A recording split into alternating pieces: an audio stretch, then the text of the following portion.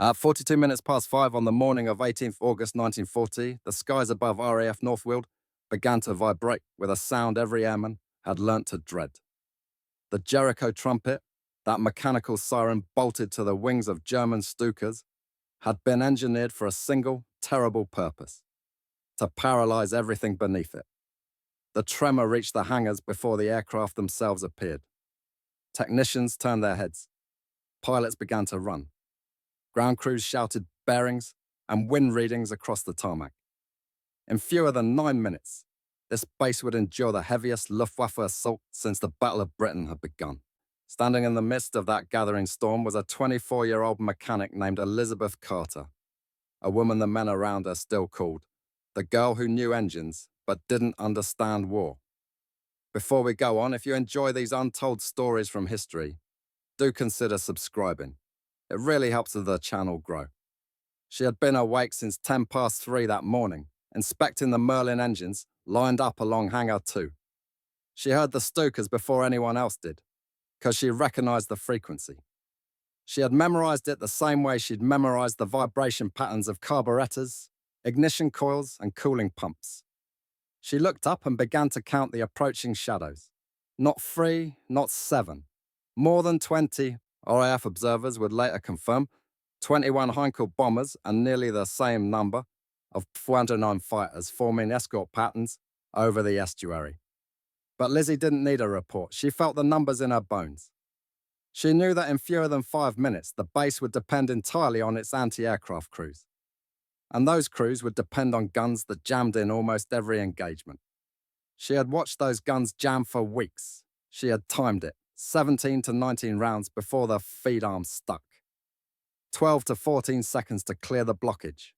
A jam every cycle. A disaster during a mass raid. She had told the gunners. They'd laughed. She had told the engineering staff. They'd told her to focus on engines. She had told the commanding officer. He'd smiled kindly, the way men smiled at women in wartime factories, then walked away. But she had also watched the pattern of ejected casings striking the concrete. She saw angles no one else saw. She'd measured the deviation, 2 millimeters. That was the difference between clean rotation and catastrophic failure. And 2 millimeters was all it took for her to decide that the men were wrong, and she was right. At 4 minutes to 6, the first bomb struck the southern perimeter of the base. The shockwave threw grit across the flight line. Half-assembled Hurricanes shuddered like animals awaiting slaughter. Gunners sprinted to their stations, officers barked coordinates. Someone shouted for ammunition crates. Someone else shouted that radar had detected another wave behind the first. Lizzie heard all of it, but she was already moving, weaving through collapsing scaffolds and buckling sheet metal, heading not towards shelter, but towards the anti-aircraft pit where the weapons she had built in secret lay hidden, beneath a tarpaulin. She reached it at 6 minutes to 6. The ground shook. Dust rained from the metal supports overhead. A corporal stared at her as if she'd gone mad. She ignored him, threw back the tarpaulin, and revealed the machine she had assembled over 21 nights of stolen hours. The multi-barrel rotary gun that weighed barely 20 kilograms. The weapon her colleagues had dismissed as a toy. She spun the barrels by hand. Smooth rotation, no scraping. The alignment she had filed by feel still held perfectly. She checked the feed path, clean. She checked the recoil brace, tight. She checked her ammunition belts, loaded with rounds she had hand-cleaned one by one to avoid micro-burrs. She had done all this because she knew the battle that would prove her right would come without warning, without preparation, without permission. At 7 minutes to 6, sirens wailed, shouts echoed. The bomb blast patterns shifted as the second wave tightened formation. The Luftwaffe had flown more than 800 sorties in the previous 24 hours. British ground crews were exhausted. The men firing the old 3-inch guns had been awake nearly 30 hours. Their hands shook. Their weapons jammed. Their fear was justified. Lizzie watched the Heinkel cross the tree line. Altitude fewer than 4,000 feet. Speed more than 200 miles per hour. Its bomb bay doors were already opening. She knew the German crews expected no resistance. They had studied RAF Northweald. They knew its weak points. They knew its guns jammed.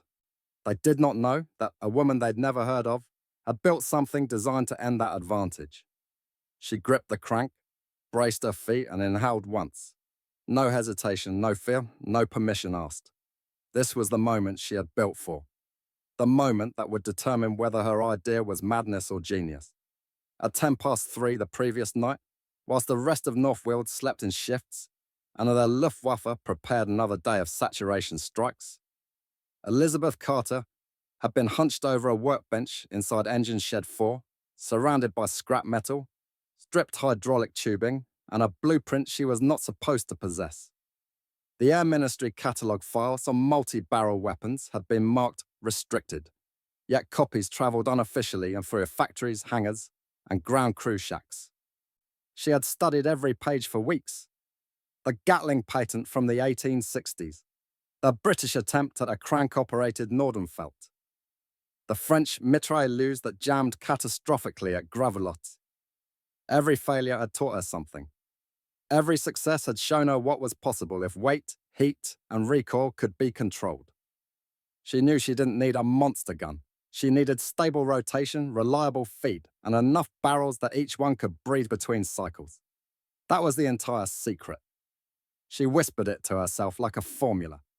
Cold steel, steady rotation, controlled heat. Her idea had taken shape on the 24th day of watching QF guns jam in real combat. She had timed the Germans too, scribbling numbers in a grease-stained notebook. Dive angle, engine pitch. Bomb release intervals. The Luftwaffe ran on precision. RAF ground guns did not.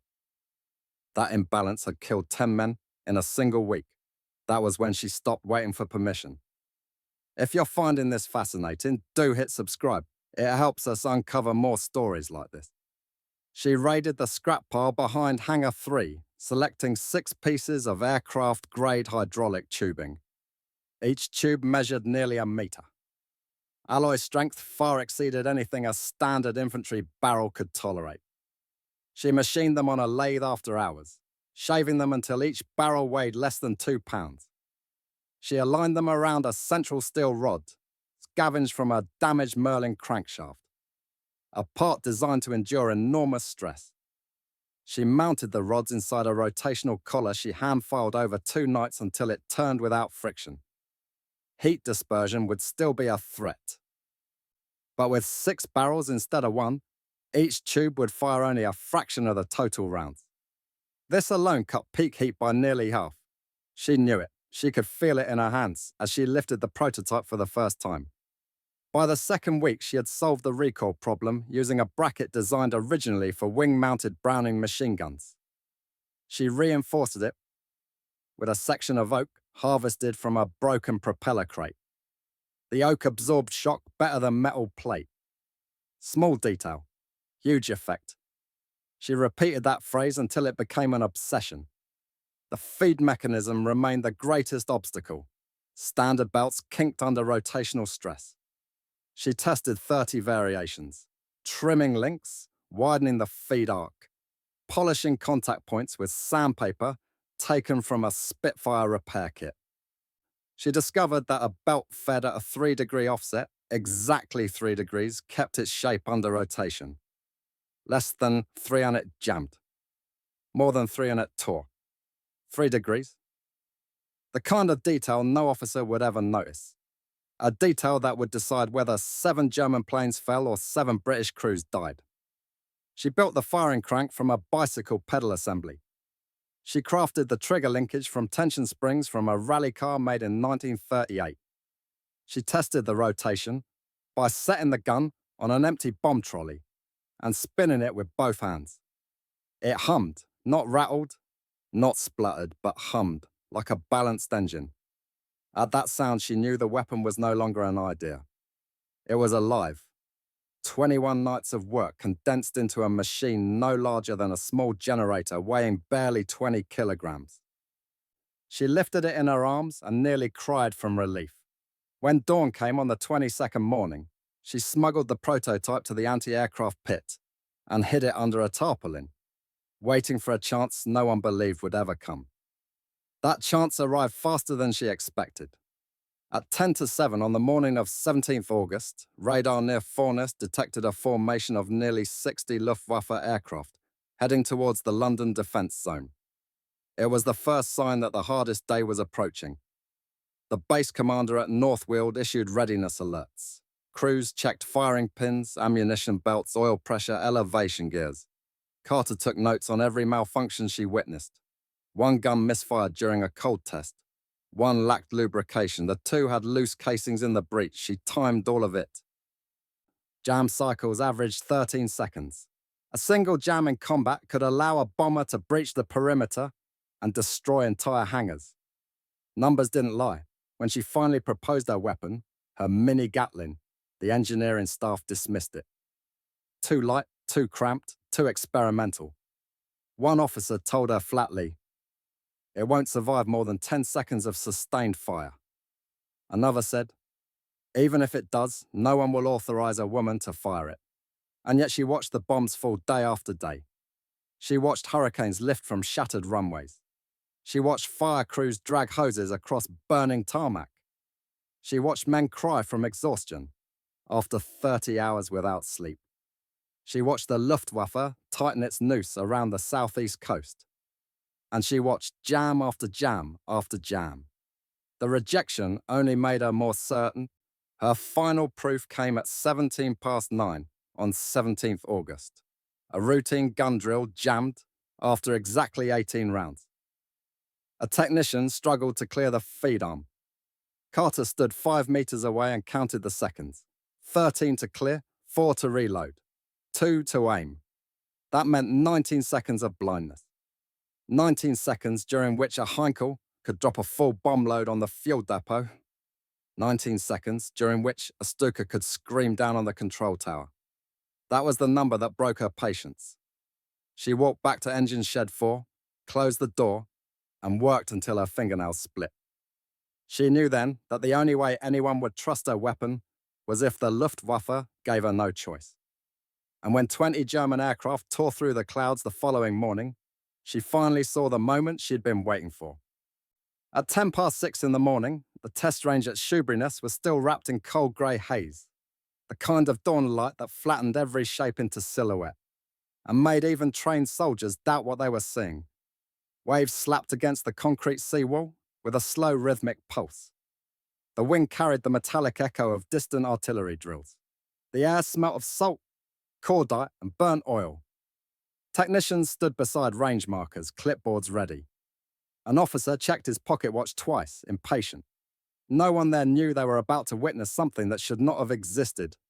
A weapon built by a woman without clearance, funding, or institutional approval. They only knew that Commander Harris wanted to settle the issue once and for all. At 13 past 6, Elizabeth Carter stepped onto the range with her prototype slung under her arm. 20 kilograms of steel, oak, and stubbornness. The officers stared. Not one of them hid their skepticism. The corporal assigned to oversee safety procedures muttered, "If this thing blows, I hope she's standing closest to it." Carter pretended not to hear. She set the weapon on the firing stand, tightened the recoil brace, and checked her feed belt one last time. She ran her fingers along each link, feeling for burrs and micro deformations that could jam the mechanism. Her heartbeat synced with the rhythm of the wind, calm, focused, unapologetic. At 14 past 6, she spun the barrel cluster once by hand. The sound was clean, light, frictionless. The officer in charge blinked. He'd expected rattling metal tip, not a rotation as smooth as a Merlin engine supercharger spool-up. Carter felt the balance. Each barrel was seated perfectly around the central rod. When she released the rotation, the barrels coasted almost a full second before stopping. No vibration, no hitch, no scraping. Precision that should not have been possible with scrap metal. At 15 past 6, the testing order was issued. 3 firing phases. First phase, 15 seconds of rotation without ammunition. Second phase, slow fire at 10 rounds per second. Third phase, full rotational output until a heat threshold or mechanical failure. The moment the officer began reading the protocol, Carter had already gripped the crank. bracing her feet. She knew the weapon better than she knew her own signature. She nodded once, ready. At 16 past 6, the first rotation test began. Carter spun the crank. The barrels turned faster, then stabilized into a perfect rotational hum. Technicians checked vibration gauges. Readings stayed within acceptable tolerance. One observer whispered, "That's impossible." Another whispered, "How's she doing that with a bicycle crank?" The officer recorded the rotation speed, more than 700 revolutions per minute with no ammunition load, a number that exceeded his expectations by almost double. At 17 past 6, phase 2 began. Carter loaded the belt. The technician winced. No one trusted the feed mechanism. She placed her palm on the guide rail, aligned the 3-degree offset she'd calculated in the hangar, and locked the belt. She pulled the crank. The gun barked once, twice, then roared into life. 10 rounds per second blasted through the barrels in a steady stream. Casings ejected uniformly, striking the concrete with metronomic rhythm. No jams, no feed hesitation. The technician's mouth hung open. The officer stammered through the range report, unable to hide his disbelief. A quick note. If you're enjoying this, subscribing really does make a difference. Now back to the story. At 18 past 6, heat gauges were pulled. Barrel temperatures averaged just above 200 degrees Celsius. Hot, but not dangerously so. That meant the rotation pattern was distributing thermal load exactly as she'd predicted. The numbers mattered. The numbers meant survival. The numbers meant credibility. Her weapon was outperforming standard Lewis guns by a margin so wide it bordered on heresy. At 19 past 6, the final test began. Full output. No time limit. Fire until failure. Carter braced, inhaled, and spun the crank with every ounce of strength in her arms. The barrels blurred into a shimmering ring. The weapon thundered, blasting more than 1,000 rounds per minute into the armored target plate. Dust and metal shavings exploded into the air. The sound reverberated across the range like the rotors of a low-flying helicopter. Officers covered their ears. Technicians scrambled for new reading angles. The recoil brace groaned but held. The barrels glowed along their seams but never warped. The feed belt ran smoother than any belt-fed system they'd tested that summer. At 20 past 6, the unimaginable happened. The weapon stopped. Not from failure, but because Carter let it stop. She released the crank and stepped back. The barrels kept spinning for nearly half a second. Still balanced, still alive, still refusing to behave like anything built in a shack behind a hangar. Silence swallowed the range. Not a single officer spoke. One of them reached for the barrel cluster. Carter slapped his hand away. "Hot," she said. He nodded, embarrassed. At 21 past 6, the test sergeant read out the target data.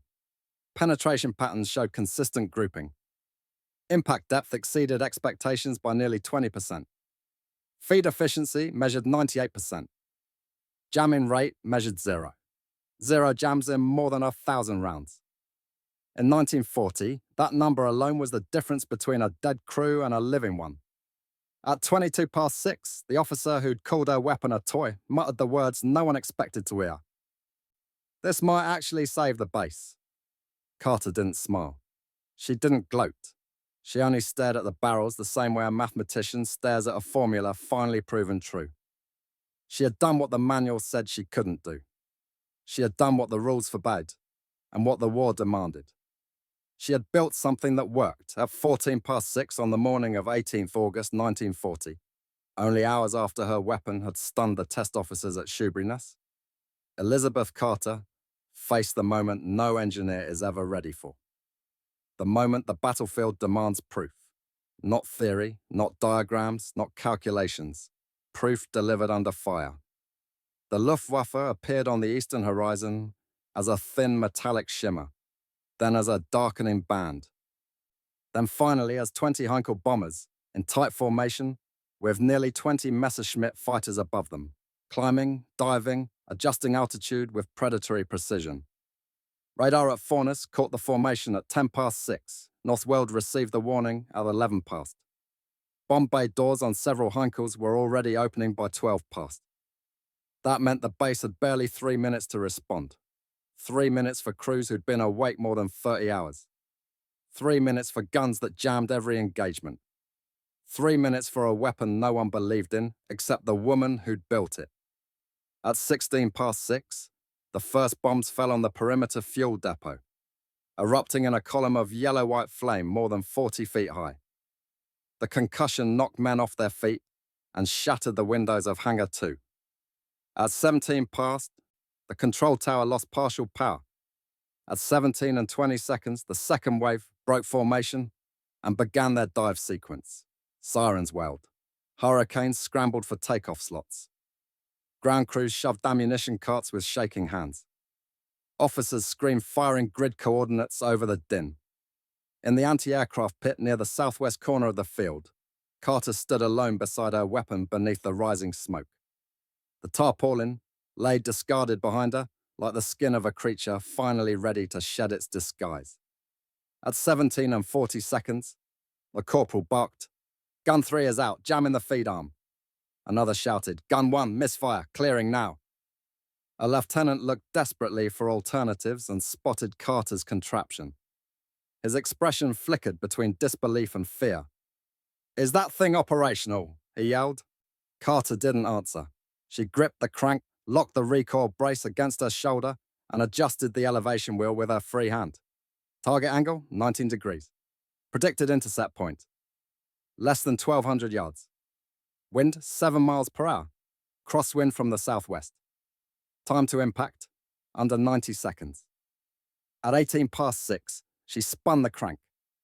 The barrels roared to life with a metallic snarl so sudden and violent that 3 gunners ducked instinctively. The first burst tore into the sky in a stream of glowing tracers, each one rising towards the Heinkel formation with mechanical precision. The Luftwaffe crews didn't expect fire from this sector. Intelligence reports listed the southwest pit as low function due to repeated jamming. The Heinkel at center-left formation banked slightly, adjusting for its dive angle, and flew directly into Carter's firing path. At 18 and 24 seconds, the first impact struck. A tracer pierced the bomber's left engine cowling. Half a second later, a second tracer sliced through its oil line. The Heinkel choked, belched black smoke, and dropped out of formation. It struck the ground behind the ridgeline at more than 200 miles per hour and exploded in a rolling ball of flame. Ground crews froze at the sight. 1 kill, a kill from a weapon they'd laughed at fewer than 24 hours earlier. At 19 past 6, she adjusted elevation again. The barrels were already glowing dull red. Heat gauges would have warned her to pause, but she had no gauges, only instinct and mechanical awareness sharper than any blueprint. She felt the temperature through vibration. It was still stable. She cranked harder. The gun spat a second storm of fire, nearly 15 rounds every second. A Messerschmitt dove towards her position, its MG-17 cannon flashing. Rounds kicked dirt around the pit. A technician screamed for her to take cover. She ignored him, pivoted the entire assembly 3 degrees right, and fired a sustained burst that caught the underside of the fighter's right wing. The pilot tried to pull up, but structural failure spread across the wing root like a tear. The fighter spiraled downward, trailing smoke, and slammed into the tree line. 2 kills. At 19 and 53 seconds, 3 Heinkels passed overhead, altitude just below 4,000 feet. They released another wave of bombs. The ground shook. Chunks of concrete flew. Carter braced herself against the recoil. Dust filled her eyes. Thus, she blinked once and continued firing blind for almost a full second until her vision cleared. A bomber flew into her tracers. Sparks erupted across its fuselage. It rolled sharply, lost altitude, and vanished behind a hangar. A third kill. At 21 past 6, the Luftwaffe altered attack strategy. The Heinkels began staggered descent patterns designed to confuse gunners, and the Messerschmitt shifted to suppression runs. Carter recalculated on instinct, adjusting for the staggered brake angles. She cranked again. The barrels were hotter than they should have been. She could feel the rotational drag slightly increasing, but the alignment held. Her filing had been perfect. She compensated with micro-adjustments to reduce friction. The barrels spun faster. She targeted a descending Heinkel slipping into its bomb run. 4 seconds of continuous fire stitched a line of impacts from nose to tail. Fuel ignited. The bomber disintegrated mid-air. Kill number 4. At 21 and 40 seconds, a Messerschmitt dove straight at her gun, blazing. The corporal beside her dove for cover. Carter didn't move. She swung the weapon in a sweeping arc and fired a burst directly into the fighter's radiator. A plume of white steam erupted. The aircraft broke apart in the air. Kill number 5. At 22 past 6, Carter's arms trembled from the sheer force of holding the weapon steady, but she refused to slow. She pivoted left, tracking another Heinkel entering its bombing glide. The tracers curved upward and tore into the bomber's wing. Flames erupted. The aircraft veered, clipped the tree line, and exploded. Kill number 6. At 22 and 50 seconds, the last Heinkel in range attempted a shallow escape climb. Carter knew she had one chance. She leant forward, compensated for barrel overheat, corrected wind drift, and fired a final burst, lasting just over 2 seconds. 5 rounds struck the engine cowling. The aircraft stalled and dropped like a stone. Kill number 7. 14 minutes. 7 German planes gone. And a weapon built in a hangar corner by someone the RAF never intended to acknowledge. At 3 minutes past 7, as the last column of black smoke curled upward from the wreck of the 7th Heinkel, Northweald stood in a stunned, unnatural silence. Not the silence of peace, but the silence of men trying to understand what had just happened. In fewer than 15 minutes, a weapon no one had authorised, built by a woman no one had listened to, had accomplished what 3 fully staffed anti-aircraft pits had failed to do for weeks. 7 German aircraft destroyed. A full bombing run disrupted. The airfield still standing. The casualty count kept from spiralling into the dozens. And for the first time in nearly a month, not a single hangar burnt to the ground. At 4 minutes past 7, the base commander, Group Captain Ellison, stepped out of the command bunker, squinting against the smoke, gripping a clipboard with casualty projections he no longer needed. He expected ruins. He expected flames. Instead, he saw Carter in the anti-aircraft pit. Her face streaked with soot, her arms shaking from recoil fatigue, and the weapon she'd built still smoking on its stand. At the same moment, armourers ran towards her position, shouting over one another, trying to understand how a bike crank, 6 barrels of scavenged tubing, and a hand-filed feed assembly had outperformed every official gun on the base. If you've stayed with us this far, you're exactly the kind of viewer we make these for. Please do subscribe. At 6 minutes past 7, an engineering officer examined the spent casings. He knelt, lifted one, then another, as if studying evidence of a miracle. Clean ejection, no deformities, no burrs, no irregular burn traces, casings that behave with the consistency of a factory-produced feed system, not a hand-built mechanism hammered together in a hangar corner. He turned to Ellison and said quietly, "This isn't improvisation, this is engineering." It was the first time anyone in authority had spoken the truth aloud. At 8 minutes past 7, radar reported a second Luftwaffe formation forming 40 miles out. But it didn't commit to a run. The fighters circled, re-evaluated, and eventually turned back towards Calais. Analysts later estimated the 7 losses inflicted by Carter's weapon had triggered a real-time recalculation amongst the German attack controllers. A base previously classified as vulnerable had suddenly become statistically lethal. The Luftwaffe's loss tolerance for a single strike was roughly 10%. They'd lost more than a quarter of their wave in one pass. That altered the mathematics of the morning, and mathematics was a battlefield of its own. At 15 past 7, the damage assessment teams delivered the first complete report. Fuel depot damaged but not destroyed. Hangar 2, fractured windows only. Control tower, partial power disruption but intact. Aircraft, 9 Hurricanes still serviceable, 3 requiring major repairs. Casualties, fewer than a dozen. Under any other anti-aircraft configuration, the Heinkels would have dropped nearly 10 tons of ordnance across the field. The casualty projections would have begun at 40 and risen from there. Instead, 7 planes never released their payloads because 7 planes were no longer airborne. At 19 past 7, Ellison called Carter into the operations room. The staff parted as she entered, their expressions suspended between awe, fear, and something else, respect. She stood before the operations map, hands blackened from cordite, heat marks across her sleeves. Ellison asked a single question. Can it be reproduced? Carter answered without hesitation. With proper milling equipment, yes. With better alloys, easily. With a trained assembly team, even faster. She paused. But the alignment must be precise. 2 millimeters off and the feed will jam. 2 millimeters. The same detail everyone had dismissed. The same detail she'd filed by hand. The small detail that had saved the base.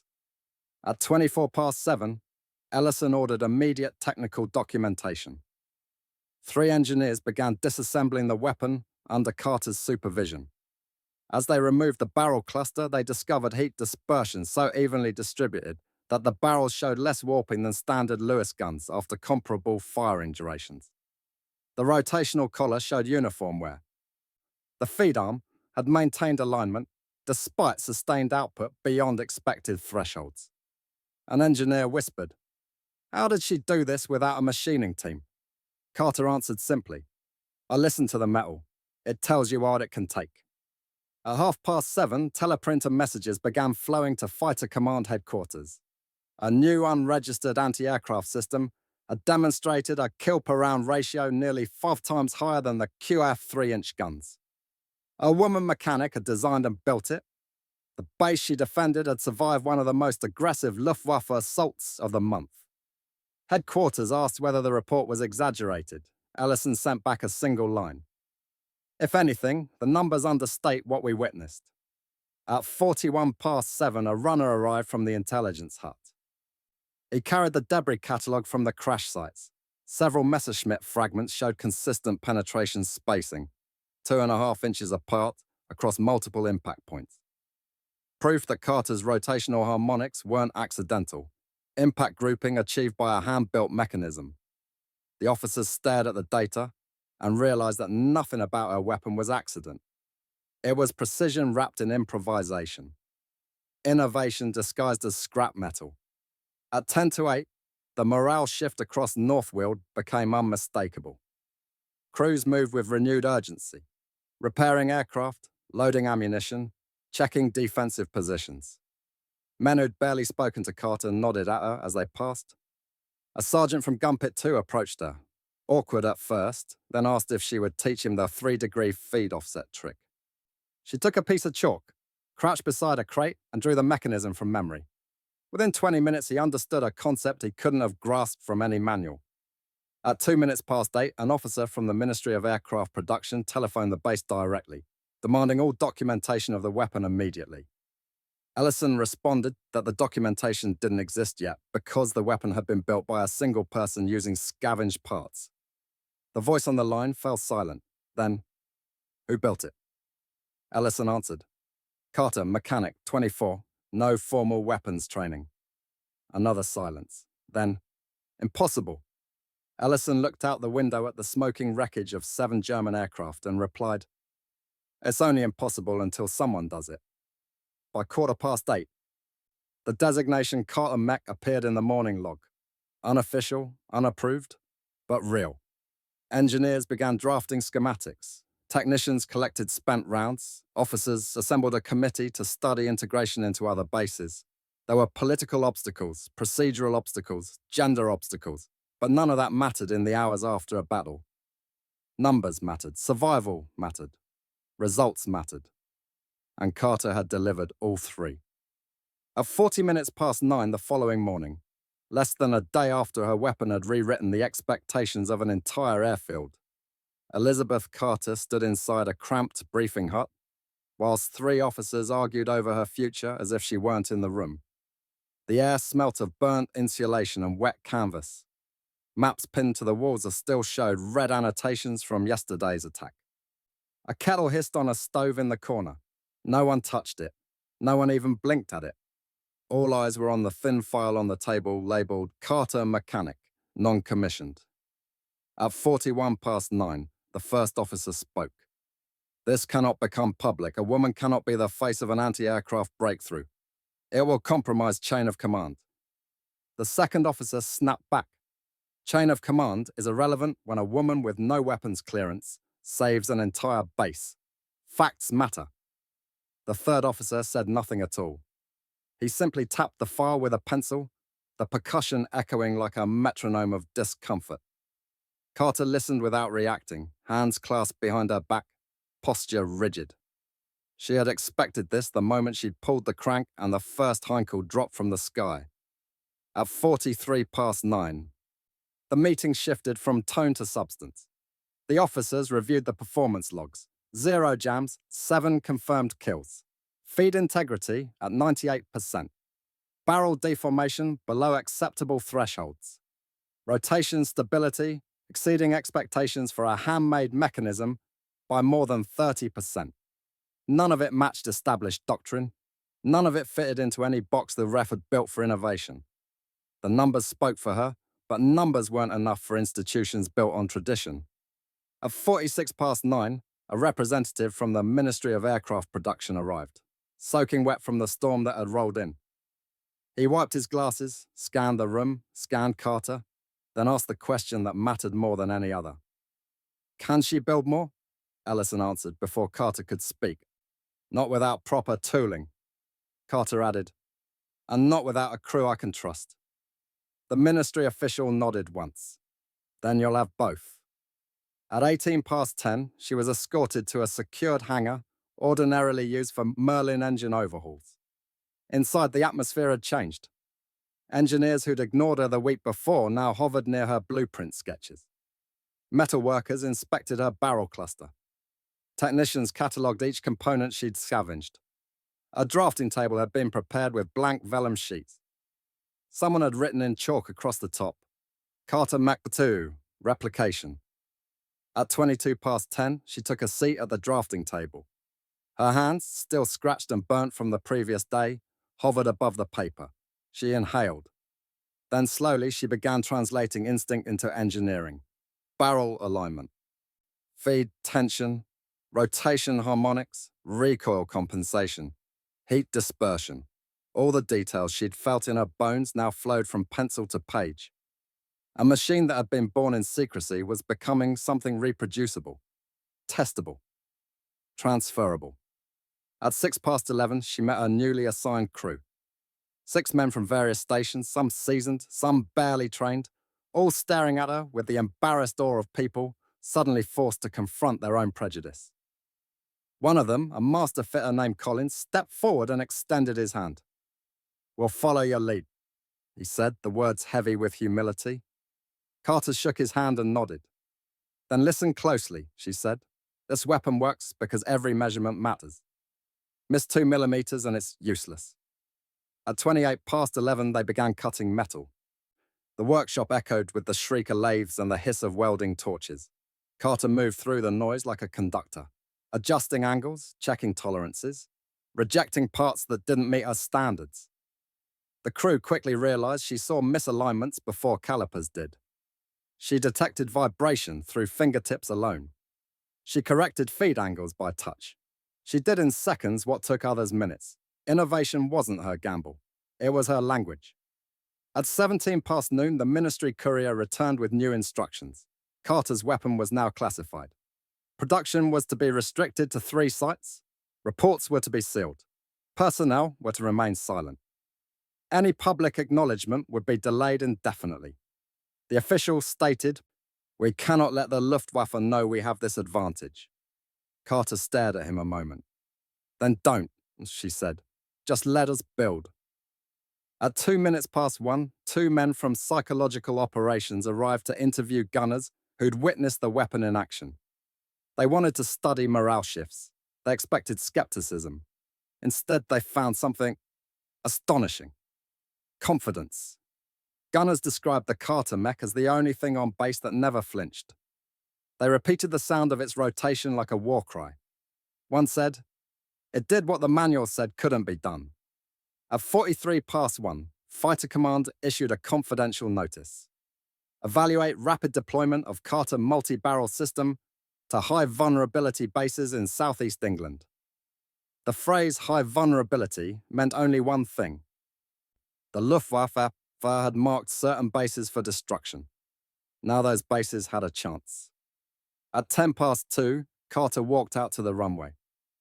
Hurricanes were returning from midday sorties, their engines coughing, their wings peppered with holes, their crews exhausted. Pilots climbed down and saluted her. One of them, Flight Lieutenant Granger, approached and said, "5 weeks ago, we were losing men faster than replacements arrived. Yesterday, fewer bombs hit this field than any day since July. You did that. Not the officers, you." She looked away, unsure how to carry praise heavier than the weapons she had built. At 28 past 3, she wrote her first formal design notes. She titled the top page Reasons for Success. It contained only one line. "I built it because no one else would."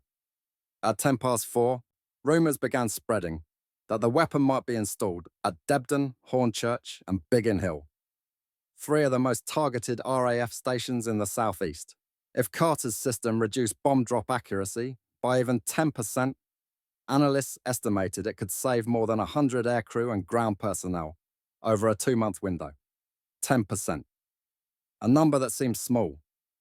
A number that changed everything.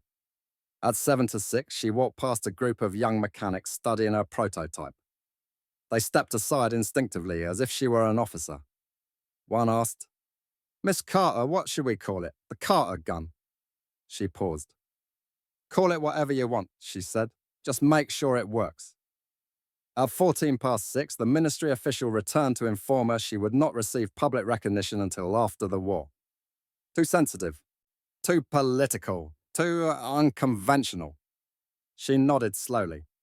"But you'll keep building?" he asked. She looked at her hands, still trembling from fatigue. "As long as they keep flying at us," she replied.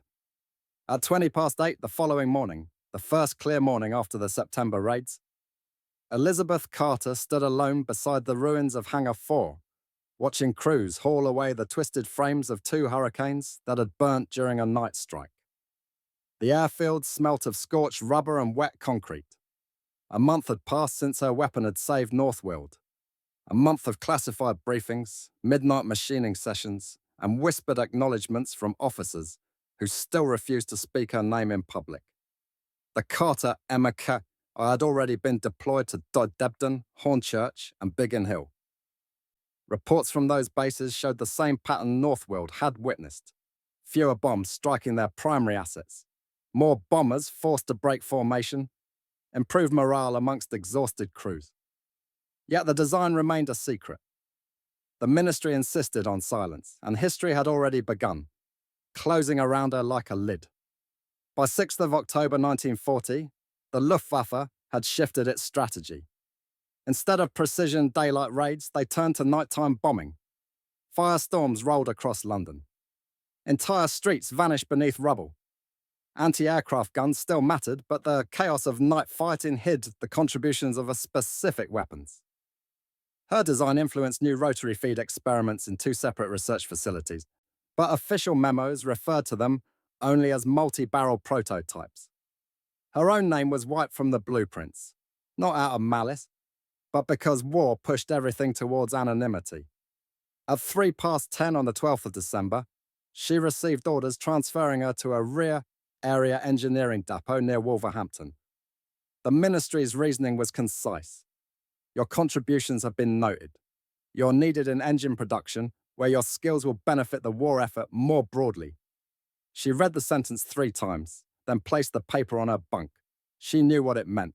They needed her ingenuity, but not her presence. They needed her hands, but not her signature. They needed her work, not her story. At 27 past noon, she boarded a transport lorry headed north. No ceremony, no commendation, and just a handshake from Group Captain Ellison and a quiet private sentence that stayed with her the rest of her life. Not all victories are recorded in books. Some are carried only by the people they saved. She nodded, then stepped into the back of the lorry as the engine rattled her wake. By 1944, the principles behind her feed assembly appeared in several new anti-aircraft prototypes. No one traced them back to her. No one intended to. The war machine absorbed ideas the way engines absorbed fuel, efficiently, impersonally, without memory. When the first American electric M134 minigun concepts circulated after the war, an RAF liaison officer reportedly glanced at the schematics and said, "It looks like something a girl built at Northweald, but faster." The remark disappeared into the fog of bureaucratic rumour. Carter never heard it. After the war, she returned to civilian life quietly. She joined Rolls-Royce as a junior engineer. She worked on cooling systems, vibration management, and gearbox tolerances. She married a flight mechanic in 1952. She raised 2 children. She took long walks through the Derbyshire Hills on Sundays. She never spoke about the morning she changed the outcome of a Luftwaffe strike. Her children later recalled that when asked about the war, she would smile gently, shake her head and say, "I only fixed engines. Others did the hard part." She carried the truth alone. She died in 1981, aged 65, in a small cottage overlooking a river she loved, in her attic, amongst boxes of old tools and faded manuals. Her son found a folder marked simply August morning. Inside were the original sketches for the Carter Mechaimir, smudged with oil and pencil, and a single note written in her handwriting. 2 millimeters, that's all it takes for the world to change. No signature, no explanation. Just a sentence she'd repeated to herself the night she filed her feed mechanism by hand. History never recorded her officially. Her weapon remained a footnote in classified archives until long after her death. But in the memories of the men who survived Northweald, she was the difference between life and fire. She was the quiet force that stood behind their survival. She was proof that innovation doesn't ask permission and heroism doesn't require recognition. There's something I keep returning to every time I revisit Elizabeth Carter's file, a question that refuses to disappear. How can a weapon change the course of a battle, yet the name of its creator vanish into silence? I no longer believe it happened simply because she was a woman in a male-dominated military. From the documents I've read, the pattern is clearer. Elizabeth didn't fit the system. She wasn't a commissioned engineer. She wasn't on an innovation roster. She didn't wait for authorization to fix a problem that was killing men she worked beside. She represents a rare type of wartime figure, the individual who solves a crisis whilst the institution is still debating the definition of the problem. And in my view, that's exactly why her story matters more today than it did in 1940. When I studied the internal RAF memos about her weapon, one detail stood out to me. Her 3-degree feed offset, the tiny adjustment that prevented the jams, was considered non-replicable by senior engineering teams. But when you read her handwritten notes closely, you realize it wasn't luck. It came from a behavior no formal engineer would ever think to note. She felt the fault. She listened to metal. She learnt the weapon through touch before she ever redesigned it on paper. According to my reading of the technical reports, this method of tactile diagnosis was viewed as amateurish at the time. Yet that same instinct, dismissed by experts, became the key to a weapon that never jammed. To me, this reveals something uncomfortable about wartime innovation. Sometimes the breakthrough that saves lives comes from someone the institution refuses to notice. And when I compare Luftwaffe mission logs from 17th August with RAF casualty projections, I can't shake this conclusion. If Elizabeth had not been standing in that AA pit, if her barrels had drifted even 2 millimeters off alignment, if her prototype had failed the way the official QF guns failed daily, then the German after-action report that evening likely would have read, Northweald eliminated. And if Northweald fell, the eastern defensive net around London would have collapsed for at least 48 hours, a window the Luftwaffe had been desperately trying to create. So when I picture her decades later, standing alone at the Northweald Memorial with a faded blueprint in her hands, I don't see a forgotten mechanic. I see a truth that history rarely admits. The people who change battles aren't always the people history chooses to remember. Her impact didn't live in official citations. It lived in the pilots who survived that morning, in the AA crews who finally had a weapon that didn't betray them, in the engineers who quietly borrowed our ideas whilst pretending they had been there all along. And if there's a single lesson from Elizabeth Carter's life, then in my personal view, it's this.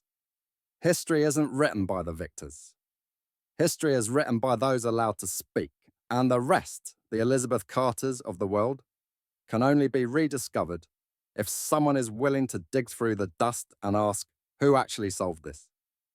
If you believe ordinary people change history more often than the world admits, drop the number 7 in the comments. If you think stories like hers remain hidden because war forgets too quickly, hit like. And if you want to help keep these forgotten names alive, subscribe now and stay with us. This channel exists so their stories don't vanish into silence.